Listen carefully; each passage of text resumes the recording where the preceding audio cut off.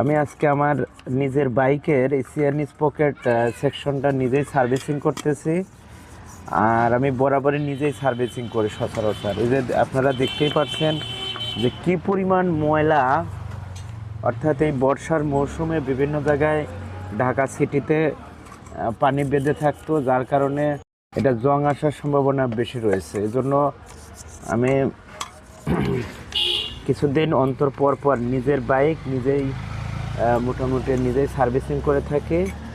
আর আজকের এই বাইক সার্ভিসিংয়ের যে চেন স্পকেট সেকশনটা, এটা একেবারেই বেশি লং হয়ে গেছিলো, মানে অনেক দিন যাবৎ পরিষ্কার করা হয় না। কিন্তু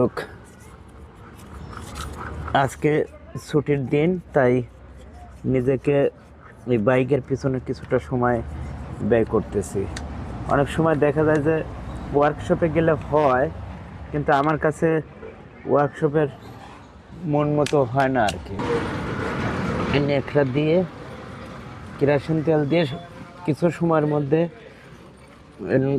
এটাকে মুছে ফেলতে হবে, তা না হলে কেরোসিন আবার এই চেনের ভিতর যে রাবার আছে সেই রাবারটা হার্ড করে ফেলে, যার জন্য চেনের স্থায়িত্ব কমে যায় এবং ঝনঝন আওয়াজ করবে, এরকম একটা পরিবেশ তৈরি হয়। আরেকটা বিষয়, যে এখানকার মাথা সম্ভবত ছোট ফ্লাই হুইলের মাথাটা